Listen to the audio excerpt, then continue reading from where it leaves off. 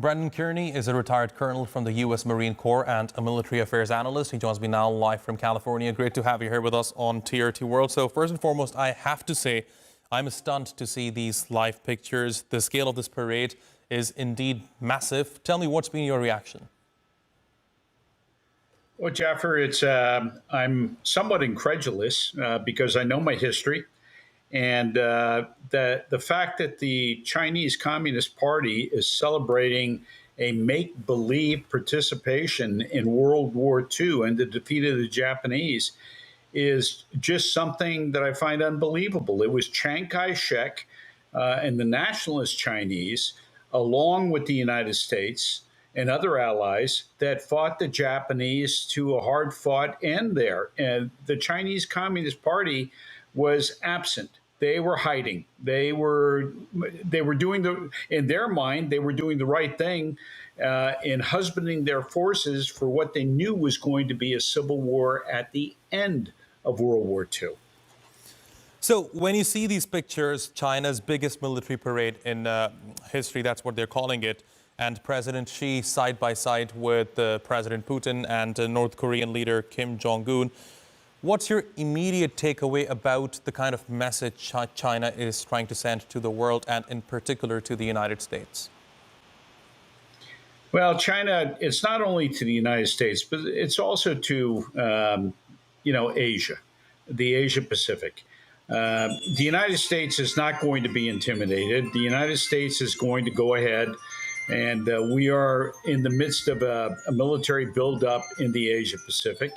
But for our friends and allies, whether it's the Vietnamese, the Filipinos, the Australians, New Zealanders, you name it, Shanghai. I mean, it's the list of all the countries around the Western Pacific that are just tired of being bullied, tired of being told what to do.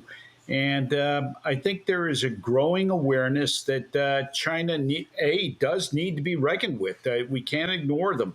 They're a power, and we have to respect that. But at the same time, you can't roll over and let China have whatever it wants from you.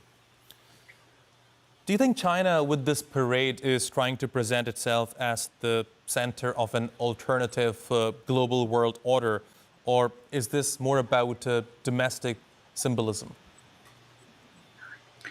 Both, to be honest with you. I think China desperately wants to go ahead and depict itself as a peer of the United States. Likewise, Russia is right there with them. And you have the erstwhile little yapping dog out of North Korea that somehow wants to place itself on the world stage as being a power to be contended with. And, we have to respect what they want to do. But at the same time, we can't be kowtowed by them, to use an Asian term.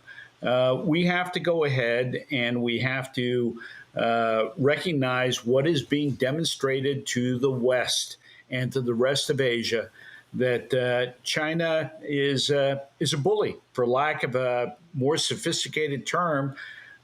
That's what they want to project to the rest of the world. They're a bully, and they want everybody else to do what they want, and I don't think that's going to be the case. Now, Colonel, as we saw, China has shown off new hypersonic missiles, drones, and also advanced fighter jets. From a U.S. perspective, how seriously should these advances be taken in terms of shifting the military balance in Asia? Well, the thing is that China, for many, many decades, in my country, we were the worst at it. We kind of held China up as a commercial partner that would forego military expansionism. Anybody who believed that in the United States 20, 15, 10 years ago has been proved sadly wrong. China wants to build up its military. I think there is a sense of adventurism within the senior leaders of the Chinese military that is sadly misplaced. So for the United States and all the Western Pacific and the rest of the world, we have to respond to that, sadly, by spending monies that could be used peacefully somewhere else by building up our own militaries to take on anything China wants to throw at us. Hopefully they won't. but they certainly are spending an awful lot of money, their natural resources, in building up a military that has to be respected.